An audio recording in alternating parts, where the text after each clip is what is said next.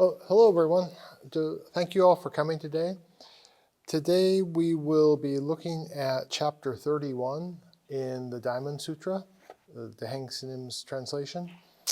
And this is, we'll be starting with page 301 to 301장 보겠습니다. So we're getting close to the end of the Diamond Sutra.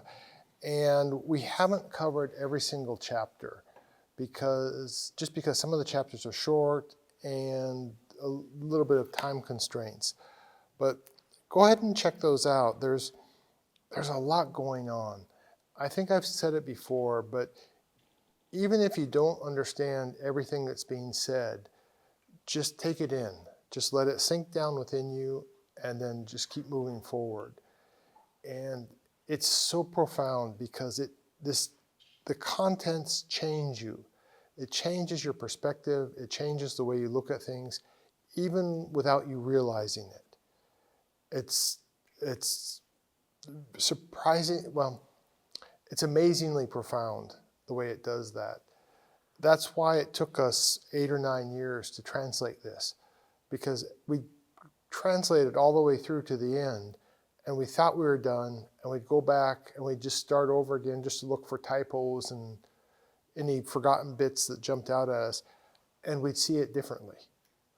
And we'd get through it and we'd start again just looking for typos or any odd things we might have missed. And we'd basically be doing a new translation every single time, because this is a teaching of non-duality. And even if you're not at the stage of Buddha or Subhuti, it still changes you, because that's the way everything is inherently functioning. Because that's the way everything is inherently functioning, you pick up on that. That's the way you're inherently functioning. And so everything within you and your perspective begins to move in tune with that, even though you're not aware of it, even though you're not picking up on it. It's still happening. So be sure to check out the other parts that we're skipping over. All right. On page 301, I'll go ahead and read these first 2 paragraphs. Subhuti. Should someone say that the Buddha is teaching about self, about humanity and its potential, about unenlightened beings, and about the limitations and potential of this life and body, then, Subhuti, has such a person understood what I've been saying? No, world-honored one, such a person has not understood Tathagata. Even though the Buddha spoke of self, of unenlightened beings, of the nature of humanity, and the potential nature of our existence, those words were just labels. So, right off the bat, it's like, well, wait a minute, the Buddha spoke of those, but they're just labels? Well, why was he speaking of them if they're just labels? Well, I'll come back to this in a little bit, but in part because you have to communicate. And so when I'm just talking about something to you, I'm not giving you the thing, right? I'm not transmitting the thing itself. I'm telling you where you have to look for it. I'm telling you that it's out there. And in this case, the Buddha is warning people about the habits of thought that hold them back. Everything is functioning together as one whole. As Daehaeng Sunim said in her translation of the Heart Sutra, inherently all beings are sharing the same life, the same mind, the same body, working together as one, and freely giving and receiving whatever's needed. They're ceaselessly transforming and manifesting like this, but because they don't know this, they walk the path of suffering. We are inherently one. We are inherently functioning as one, but it's our habits of thought that hold us back. It's the Daehaeng Sunim called it the invisible prison or the invisible wall. If you see a stream of smoke from incense coming up and you think, oh, I can't cross that, right? That's solid smoke. How can I pass that? If somebody was saying that, you'd be thinking, okay, they're nuts, right? But our thoughts about who I am, who other people are, what the world's like, do the exact same thing. I can do this, I can't do that. This is big, that's small. This is, if I say this is a cup, I'm accidentally saying this is eternally a cup. It's always, unconsciously, this is a cup, it's always been a cup, it'll always be a cup. And I'm locking myself into that perspective. And, this hasn't always been a cup, it won't always be a cup. It's a cup now if I use it like a cup, and if I plant a flower in it, then it's a flower pot, right? It's the same thing with our thoughts about ourselves, about others, about how we view people, how we think of people. They're not fixed, they're not permanent, they're not unchanging. But at the same time, they're habits that we have. And sometimes you need to know about the habit. You need to have it pointed out to you to realize, oh, that's something I got to let go of. So in Korean and Chinese, these we'll see how many, 1, 2, 3, 4, are pretty standard. The translations vary a little bit, and we got a little bit deep in our translations here, but just self. I exist. I am, right? As soon as I say I am, other people are, right? There's me and there's other people. I'm like this, he's like that. And it's not untrue, right? I have my own feelings and experiences and sensations, and from those I have my own desires and needs and history, and other people do too, and it's not the same as mine. And so in a sense you can say, people exist, I exist. But at a fundamental level, it's still interconnected. It's still part of the same flowing. And we don't want to mistake that one aspect of separate existence for the entire of the whole. Likewise, we translated this part as humanity and its potential. And there's a lot of different ways it gets translated from the Chinese characters. But one of the main aspects is human beings versus other beings. And if you've read Buddhist sutras, if you've studied Buddhist texts, you'll see this idea. You're born as a human being, right? Because you're born as a human being, you're 99% of the way to becoming a Buddha. You might be able to say you're 101% of the way to becoming a Buddha, and you just got to get rid of the unnecessary 1%. That might be accurate too. But if we're not careful, this is, so, Sunim told people this. She said, you are 99% of the way to becoming a Buddha, so just, practice hard and get this next little part. And I'm not going to say she was wrong. I don't think she was wrong at all, but that's a tool. That's a tool to help us cross a bridge, right? When we get across the bridge, we need to keep going. If we keep carrying around the idea of, I'm a human being, other forms of life are lower than human beings or maybe higher than human beings. If we keep carrying it around, that just becomes luggage. That just becomes something that becomes a division, an unnecessary division. So it's more, like I said, these are kind of traditional Buddhist concepts or Buddhist concepts from traditional teachings. And that's where you see a lot of these. The same thing with unenlightened beings, right? Unenlightened beings versus Buddhas. So if you watch Daehaeng Sunim's old Dharma talks, like late 80s, early 90s, sometimes you'd hear an older woman would come up and she'd say, in Korean, I'm just an unenlightened being. I can't do this. I'm nothing. That's kind of the attitude. And that's one of the dangers of this kind of aspect, of this kind of concept, because you can say somebody is clearly not in the same league as Buddha, right? I'm not in the same league as Subhuti. I'd be thrilled if I was in the same league as Subhuti, but I probably, if I was in the same league as Subhuti, I wouldn't think that I was in the same league as Subhuti anyway. But you know, this idea that I'm high or I'm low, you know, there's people who are awakened and people who are unawakened. That's a trap. It's, if you're caught up in that, it's, you know, you could say, hey, there's unawakened beings. And you could be telling somebody this and they're saying, oh, wow, okay, I need to get my rear in gear and get to the awakened side. Or they could be thinking, you know, I'm an unawakened. You got, no, you got to let go of that idea. But it's just, you know, so Daehaeng Sunim said in this text, we talked about this before, she said they're not unawakened beings, nor are they anything other than unawakened beings. It's like, well, okay, which is it, right?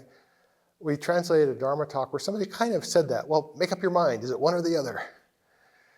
And I can kind of see where the frustration comes from, but, you know, she doesn't want to say you're an unawakened being, because now she's locking you into that level. Now, in her mind, in your mind, she's, you know, you're being forced into that box.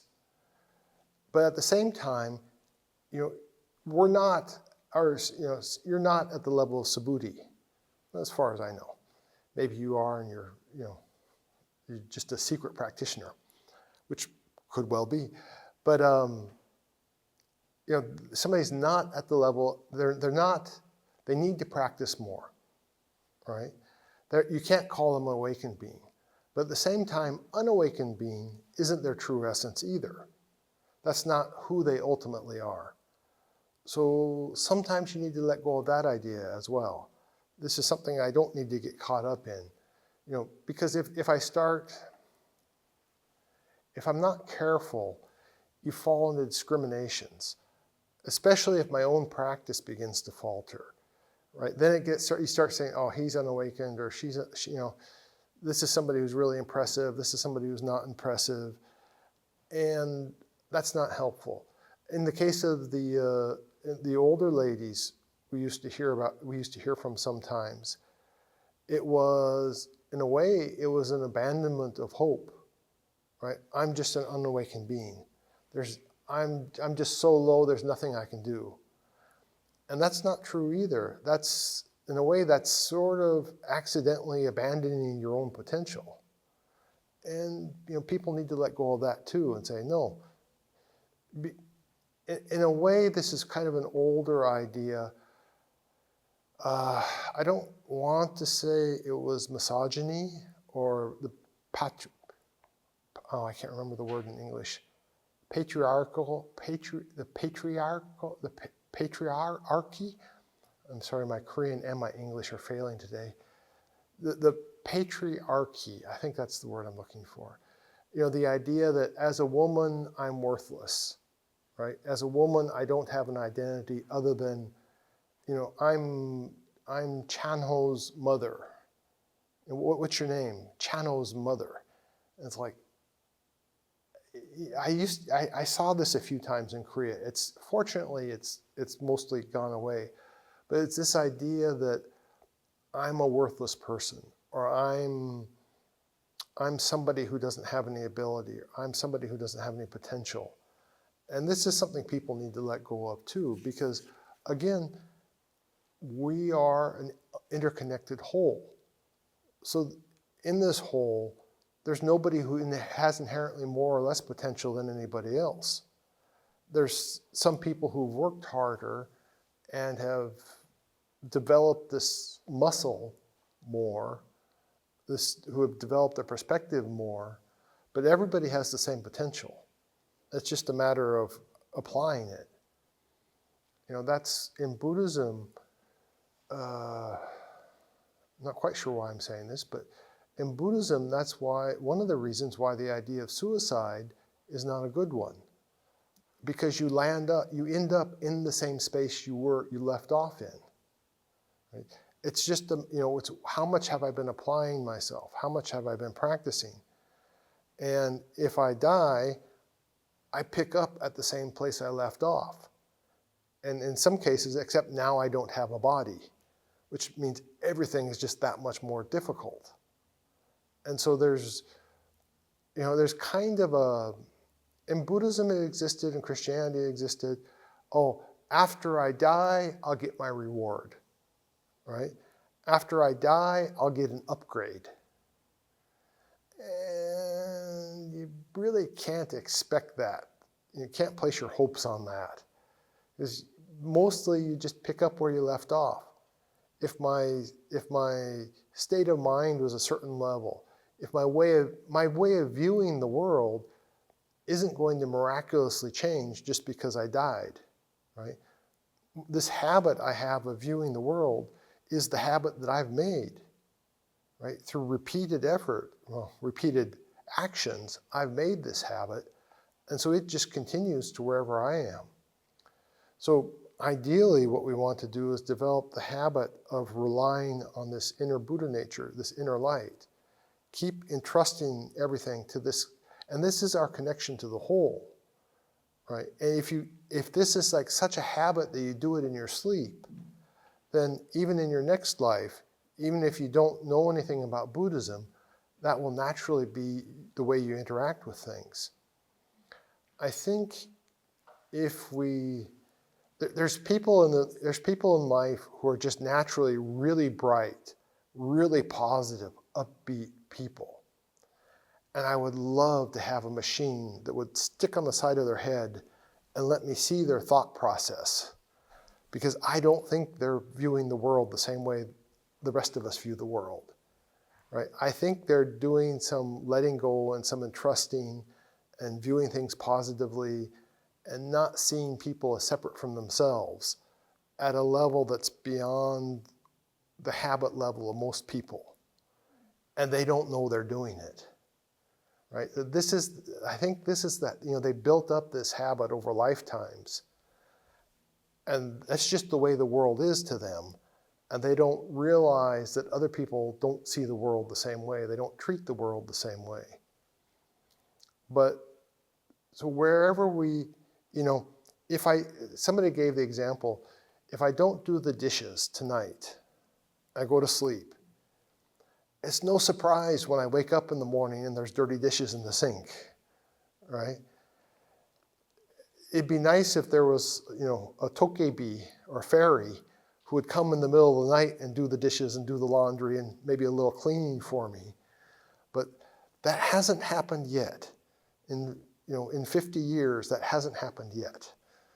So I'm not going to place my hopes on that. Okay. The last idea I'll talk about is this idea that in English we called it the limitations and potential of this body, of this life and body.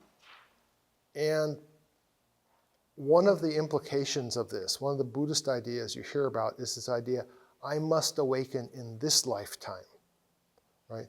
This is the only lifetime I have. In a way, that's not untrue. Because if I keep postponing everything, then this muscle of practicing gets weaker and weaker and weaker. I'll work out tomorrow. If we said that, I'll go to the gym next week. Next week I'll go to the gym. Next week I'll go to the gym, right? Guess what? You're never going to the gym.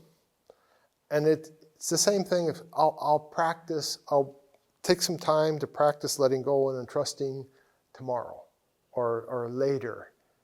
Well, that's the same problem. In a sense, the clock may be ticking down. So don't waste your time. Get with it. And so that's not untrue, right? But in a sense, we use the word skillful means, right? Get people working, get people moving. But on the ultimate level, that's a limited view. It doesn't view things from the perspective of everything working together as an interconnected whole. So that's something that people have to be careful about. And the Buddha may have used these examples as skillful means to get people moving, but that wasn't his ultimate point. Or according to this, if I I don't want to assume I know the level of the Buddha's thinking.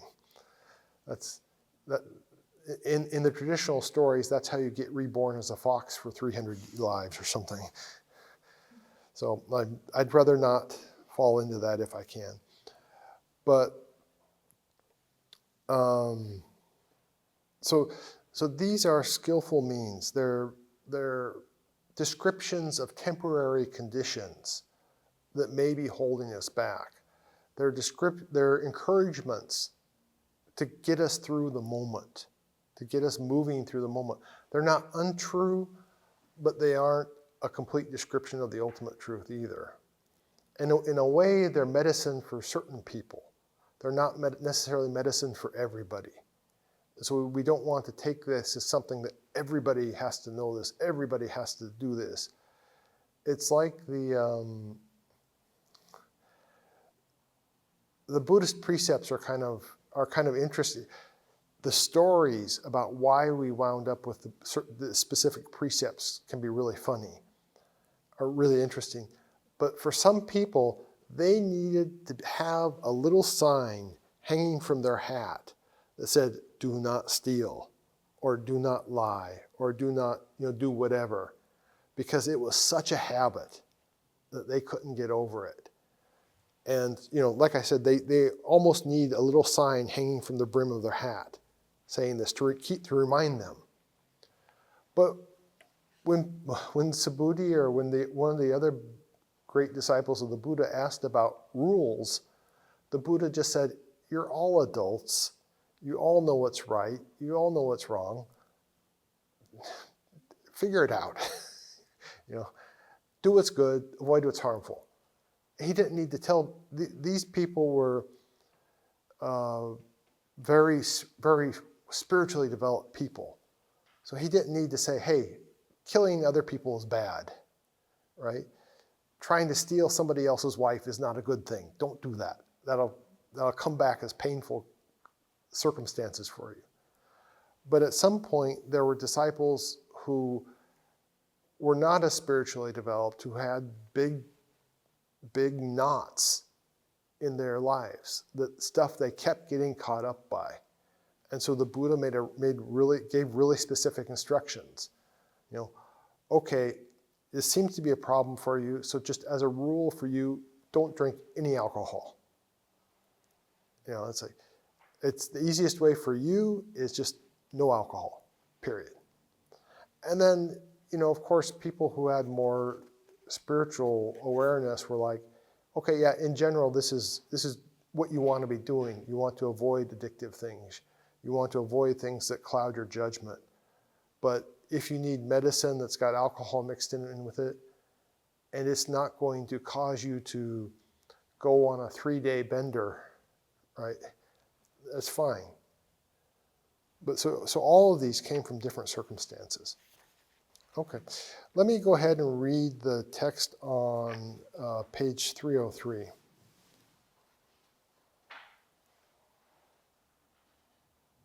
So this is where, in a way, the Buddha starts giving instructions. Subhuti, one who has awakened to this supreme, profound, utterly authentic one mind, perceives that everything is an interconnected whole, ceaselessly transforming, manifesting free of any fixed forms. So see everything this way. Have faith that it is all working this way, and don't give rise to fixed ideas about truth or how things work. Subhuti, although people think of these things as the teachings of Tathagata, know that all of those are merely labels. So So like I said, here's the instructions. See everything as a ceaselessly transforming, interconnected whole. Trust that it is working that way, even though it doesn't appear to you right now. And don't give rise to fixed ideas about the truth or how things work. We saw this in earlier chapters where the Buddha was saying something similar, where about people who get caught up in ideas, oh, this is the truth. This isn't the truth. This may be more true. This may be more helpful, but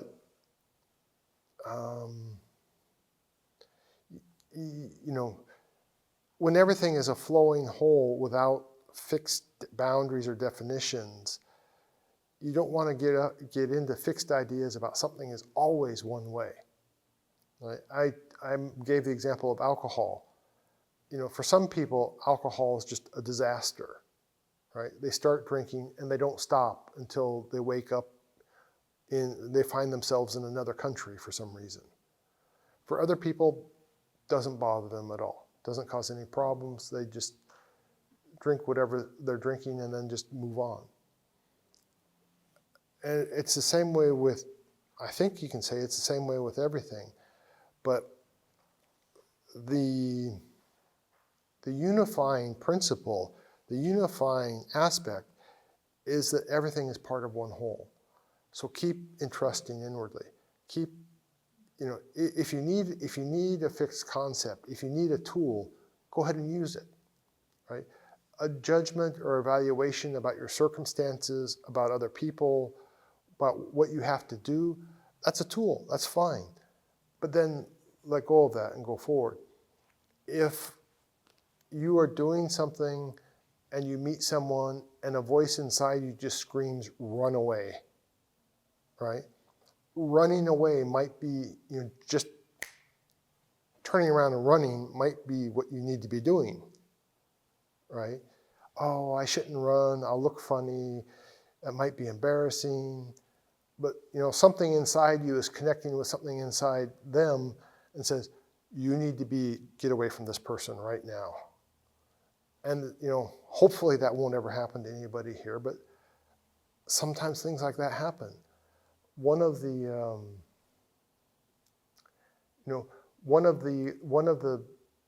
the AIDS outbreak happened in America, one of the very first patients said he met a guy he was attracted to, and something inside him just jumped out and said, don't sleep with this guy. And it's just like really clear, like, don't sleep with this guy. And he said, oh, and there's, but he was attracted to the guy, and he said, well, why not? He started looking for excuses. Why shouldn't he? And, there was no why. It was just this connection that said, no, this is bad for you. And it's because we're connected to everything. And so you don't want to just follow everything that comes out. If something comes out, you want to entrust it back. But at the same time, we do all have this connection with everything. And so, learn to listen to that. Learn to pay attention to that. Okay, I'll go ahead and wrap it up here for today. And next week will be our last class. And so after next week, after class next week, let's talk more about what we want to do going forward. When do we want to have our next class, or what kind of format do we want to do in the future? So think about that this week, and we'll talk about it next week. All right, thank you very much.